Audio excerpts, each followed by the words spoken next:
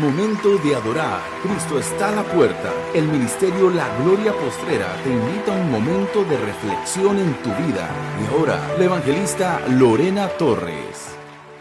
Dice aquí en Filipenses 4 en adelante, dice así la palabra de Dios, que se lee en el nombre del Padre, en el nombre del Hijo y de la preciosa persona del Espíritu Santo. Qué hermoso es darle honra y gloria a Dios en todo momento. Mire lo que dice aquí. Dice, así que hermanos míos amados, ¿será que usted es capaz de decirle a un hermano que es amado, a una hermana que es amada? ¿Será que somos capaces de decirle a alguien que le amamos en el Señor, que le amamos en Cristo Jesús, que le amamos, pero sentirlo desde lo más profundo de nuestro ser, darle honra y gloria al Señor y decirle, Señor, tu pueblo está aquí hoy, yo les amo en el amor del Señor, porque ustedes son el motor para ayudarme a levantarme temprano. Me gustaría ser yo el motor para ayudarles a levantarse temprano y que el Señor en medio de nosotros esté en medio de nosotros ministrando, tocando, hablándole a tu vida, hablándome a mi vida. Y mire, Pablo aquí dice, así que hermanos míos amados y deseados. Mire qué hermoso. Y mire aquí Pablo les está diciendo, deseados, gozo y corona mía. Qué hermoso. Ahí es la parte donde me hizo casi llorar, porque yo decía, Dios mío, Pablo aquí está en una gran necesidad. Pablo estaba en la cárcel detenido.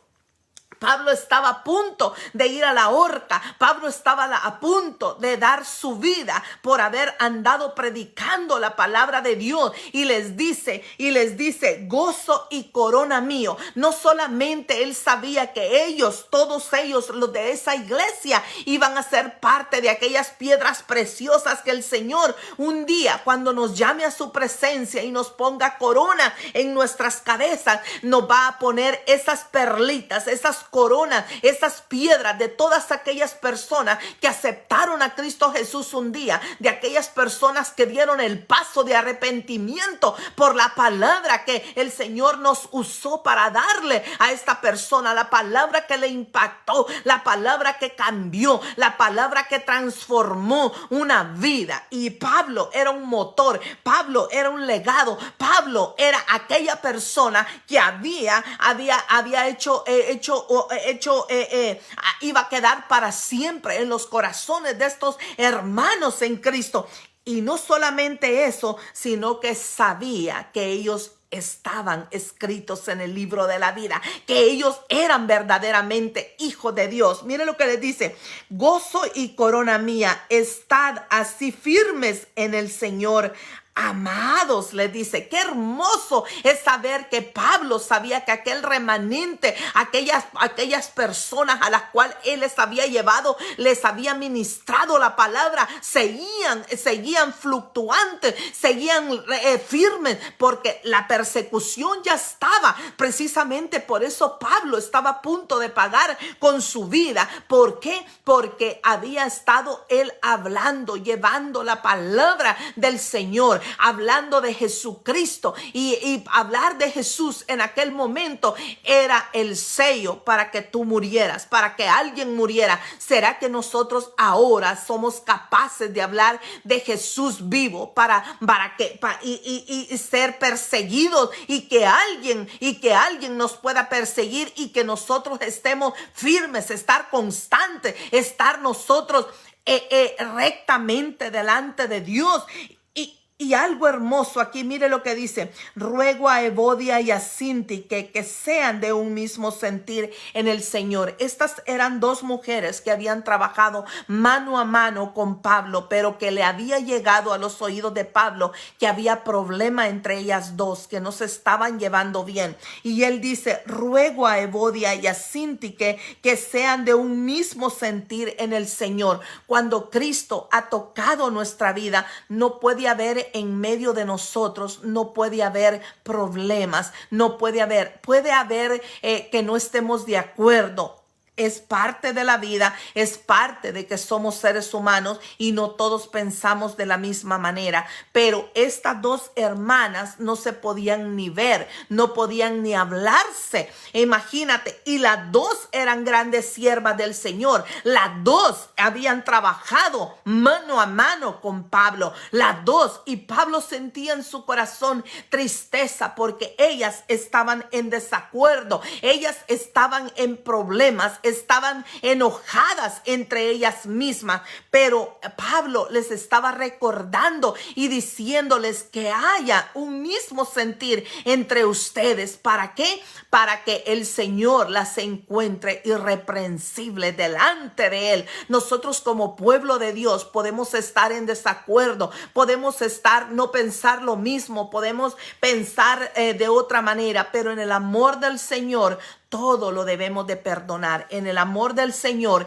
debemos de nosotros de orar unos por otros, ¿verdad? Y dice, asimismo te ruego también a ti, compañero fiel. Mire qué lindo, que ayudes a estas que combatieron. Mire, ahí él está diciendo, intercede tú por ellas, ora por ellas, porque ellas combatieron conmigo. Ellas estuvieron, usted está conmigo hoy. Estamos en una guerra espiritual. Yo estoy con usted hoy. Estamos en una guerra espiritual. La guerra no es contra nosotros mismos, es contra el enemigo. El enemigo quiere actuar en tu familia. El enemigo quiere actuar en mi familia. El enemigo quiere destruir nuestra familia. Pero nosotros, con todo y eso, nosotros nos levantamos como remanente fiel a decirle al Señor, Señor, tú eres nuestro Dios. Tú eres nuestro guerrero. Nosotros vamos delante del enemigo, Padre, porque tú vas delante de nosotros ondeando la bandera de la victoria. El enemigo no tiene poder ni tendrá poder contra los hijos de Dios. Y aquí él está diciendo, está intercediendo por ellas, está diciendo también a ti, compañero fiel, que ayudes a estas que combatieron juntamente conmigo en el evangelio, con Clemente también y los demás colaboradores míos, cuyos nombres están en el libro de la vida. Mire cómo él les recordaba, diles que el nombre de ellas está en el libro de la vida, que el Señor no los ha borrado, porque ellas le aman al Señor, pero entre ellas hay problemas y nosotros debemos de estar en completa armonía delante de Dios. Si alguien nos ha hecho algo, si nosotros hemos hecho algo, debemos de pedir perdón, debemos de pedir disculpas. Si esa persona no la acepta, entonces alejarnos de esa persona, pero orar por ellos siempre para que el Señor sea en medio de esa persona y nosotros como hijos de Dios muchas veces le preguntamos al Señor, Señor, ¿será que tú me llamaste? Mire Pablo, en qué condiciones Pablo estaba aquí. ¿Será que nosotros estamos sabidos de a qué el Señor nos llamó hoy en este día? ¿O a qué nos llamó el Señor para su ministerio? Pablo se refiere aquí donde dice, todo lo puedo en Cristo que me fortalece. Mire qué situación más difícil en la que estaba Pablo. Y Pablo decía, todo lo puedo en Cristo que me fortalece. ¿Será que nosotros realmente podemos todo en Cristo? ¿Será que nosotros realmente lo podemos hacer? ¿Cuánto nos acordamos de Rahab? Rahab era una mujer, una prostituta, una ramera. Dice que Rahab vivía en medio de los muros de Jericó. Quiere decir que en medio de los muros de Jericó habían hecho como apartamentos, casas. Y ella era una prostituta. La Biblia en unas partes que se han encontrado escritos, dice que tenía una belleza esa mujer desde la cabeza hasta la planta de los pies. Era una mujer atractiva, una mujer llamativa, una mujer que probablemente vivía una vida deshonesta, obviamente delante de Dios, pero una vida lejana, y que cualquiera que fuera hijo de Dios hubiera dicho, esa mujer no se va a componer. Y dice que esa mujer fue el gran instrumento que el Señor utilizó para que sus siervos entraran a conquistar Jericó. Entonces, una prostituta, el Señor utilizó Ya vimos una prostituta y una mujer que no tenía documentos. Esta mujer prostituta dice que desde la casa donde ella vivía se podía ver dentro de la ciudad y fuera de la ciudad. Esta mujer ayudó al pueblo de Israel a esconderse, a los espías que Josué, había enviado para conquistar ese reino. ¿Acaso el Señor no te ha mandado a ti a conquistar un reino? ¿Acaso a ti el Señor no te ha mandado a conquistar tu lugar de trabajo, tu vecindario? El Señor nos ha mandado a nosotros. Entonces ya no podemos decir, es que yo fui prostituta, es que no tuve documentos. También usó el Señor a un hombre rico, a un hombre que era dueño de bueyes, de cabezas de ganado y todo. Eliseo dice que cuando Elías llegó y lo llamó, Eliseo estaba trabajando en su arado. Ese hombre tenía mucho dinero. Hubiera dicho, no, yo no tengo necesidad de ir a andar en las calles viendo a ver quién me da de comer. Yo no tengo necesidad de dejar mi trabajo. ¿Cuántos de nosotros decimos, oh no, hermano, disculpe, pero yo no tengo tiempo porque yo tengo trabajo? Todos trabajamos, yo trabajo, todos trabajamos. Nosotros no vivimos de lo que la gente nos da. Nosotros no vivimos, ninguno de nosotros, los que predicamos aquí, los que tenemos un ministerio, usted y yo trabajamos. Eliseo también trabajaba. Entonces ahora no podemos decir, oh no, es que como yo tengo mi negocio, no puedo ir a trabajar para el Señor. Mire, también tenemos aquí, yo había escrito varios hermosos. A un pastor. Ay, ¿quién es un pastor? Alguien muy humilde. Alguien que quizá no tiene letra. David era un pastorcito que andaba cuidando las ovejas. David era un hombre humilde. Mucha gente dice, no, es que yo soy muy humilde. Yo no tengo, mire, ¿yo qué voy a decir? ¿Qué palabra voy a llevar? David fue un hombre que conquistó, un guerrero que peleó contra los enemigos del pueblo de Dios. David era un hombre pequeñito y sin embargo el Señor lo usó grandemente y lo llevó a la corona. Le dio la corona. Esa es la corona de vida que el Señor te va a dar a ti. Ahora ya no nos va a dar una corona a nosotros para conquistar, para reinar en la tierra, sino para ir a reinar arriba en los cielos. Pero la corona espiritual que tú y yo andamos es cuando nosotros andamos conquistando, repartiendo, vamos conquistando el reino espiritual. El enemigo no piense que está contento con nosotros los que le adoramos al Señor. El enemigo no está contento conmigo, no está contento contigo, pero más grande es el Dios soberano, el Dios poderoso. Imagínense, ya tiene un pastor, una persona humilde, tiene un rico, un hombre que no podía dejarlo todo aparentemente, lo dejó. Tenía una prostituta, tenía una mujer que no era era forastera, era extranjera. Tenemos también a un adolescente, a Daniel. ¿Acaso Daniel, cuando se fue cautivo, dice que él y los más jovencitos eran los que estaban más firmes en las cosas del Señor? El rey lo había mandado a llamar para estar cerca de él. Era un privilegio estar cerca del rey, comer de la comida del rey, tomar del vino del rey. Sin embargo, él dijo, no puedo hacerlo porque yo adoro a un solo Dios. Permítame comer una comida diferente. Y Daniel estaba en constante comunión con el Señor. Aquí había también un hombre, como yo dije, realmente nosotros, las personas, los tiempos verdaderamente han estado en las manos de Dios. El tiempo de toda esta gente, el tiempo que los rodeó, el tiempo que te rodea a ti y me rodea a mí, están en las manos de Dios. Solamente hay que dejarnos guiar, hay que dejarnos llevar por el Señor. Quizá no mencioné tu profesión, pero mencioné al Dios de ellos y al Dios tuyo. Y el Dios es el mismo. El propósito que Dios tiene en tu vida, no importa lo que tú eres, no importa. Mire Gedeón era un hombre miedoso. Gedeón dijo, no, yo no voy a poder, dijo Gedeón. Yo, ¿de qué voy a hablar? No, yo nunca he peleado, nunca he combatido. Y el ángel le dijo, no tengas miedo, porque Dios estará contigo. Esfuérzate y sé valiente. No solamente a Josué le dijo el Señor, esfuérzate y sé valiente. A ti te lo está diciendo hoy también. También se lo dijo a Gedeón. Y Gedeón, mire, fue el hombre que conquistó y terminó con parte de los amalecitas, con parte de los filisteos. Fue un hombre que el Señor le provió de poder y de fuerza. El Señor te está dando fuerza, te está dando a ti el poder para terminar con las acechanzas del enemigo, con las maquinaciones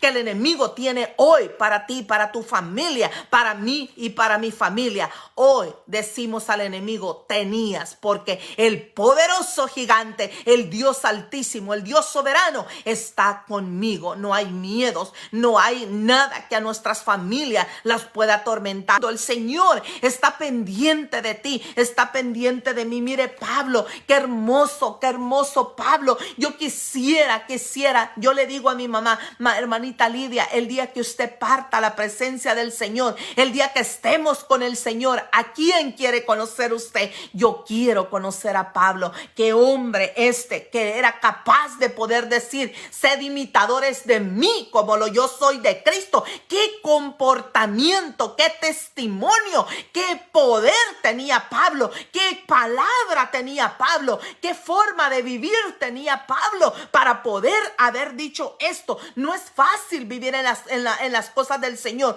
No es fácil porque el enemigo tiene acechanza contra acechanza, pero tú y yo nunca hemos ido a la cárcel por haber hablado del Señor. Nunca hemos sido perseguidos, nunca hemos tenido que huir de una ciudad a otra por ir predicando el evangelio. Y Pablo no dijo, no, esto para mí no es, no, yo cómo voy a andar predicando si mi vida corre peligro. No, Pablo dijo, para mí el morir es Cristo y el vivir ganancia es. Mire qué lindo. Dios es bueno, Dios es el que nos empuja, el que nos da a nosotros el poder como el hacer, el que nos empuja. Dice, todo lo puedo en Cristo que me fortalece. ¿Qué es todo? Todo cuando ponemos a Dios en medio de nosotros. Todo cuando Dios nos usa grandemente para poder llevar al pueblo al arrepentimiento. Esa es la forma número uno. Lo que al Señor más le interesa. Que tú y yo hablemos sobre el arrepentimiento. Que hablemos más que del amor de Él. Más que de las misericordias. Más que de todo. Hablemos de arrepentirnos delante de Él, porque todo lo demás dice que vendrá por añadidura. Yo le doy gracias al Señor porque el Señor te habló a ti, porque el Señor me habló a mí, porque ahora podemos sentir un amor desembocado por el Señor. Ahora nuestro vivir, nuestro hablar, nuestro movernos es solamente hablar del Señor. Mucha gente, aún a veces hasta la familia, te dice, tanto que hablas de lo mismo. ¿Por qué hablas solamente de lo mismo? ¿Por qué hablo? Porque nosotros tenemos que llevar la palabra para alguien que la necesite. Yo no sé cuántos de ustedes la necesitan. Yo no sé cuánto. Tú no sabes cuánto yo la necesito. Yo también necesito palabra del Señor. Yo también necesito que el Señor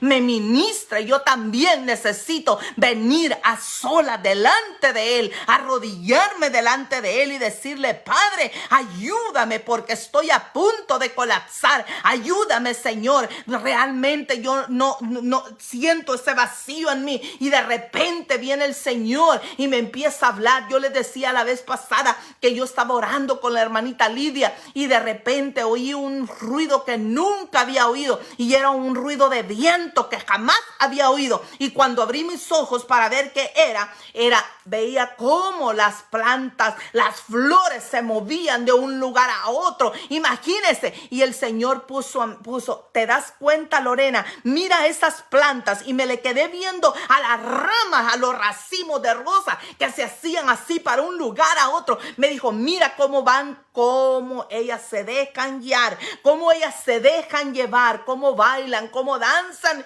con el viento. Así es mi espíritu en los hijos míos. Mire qué hermoso. En ese momento me llené del Espíritu Santo y comencé a llorar y le dije a mi mamá, ¿sabe qué, mamá? El Señor me acaba de hablar en este momento. Y me dice mi mamá, ¿qué te dijo, hija? ¿Qué? Dime a mí. Cuando yo le dije a mi mamá, mire, mami, cómo se mueven aquellas hojas, mire las flores, mire esos gajos que son difíciles que el viento, un vientecito suave los mueva, porque son gajos grandes de rosas. Y mire cómo se mueven, madre. Así me ha dicho el Señor, que su vida y mi vida, que la vida de todo ser cristiano, aquel que le busque, el Señor así se deja guiar por medio del Espíritu Santo. Qué hermoso es saber que el Señor te está hablando hoy. ¿Acaso si yo, como te dije, si yo no pronuncié, si yo no he dicho tu profesión, pero he hablado del mismo Dios que tuvieron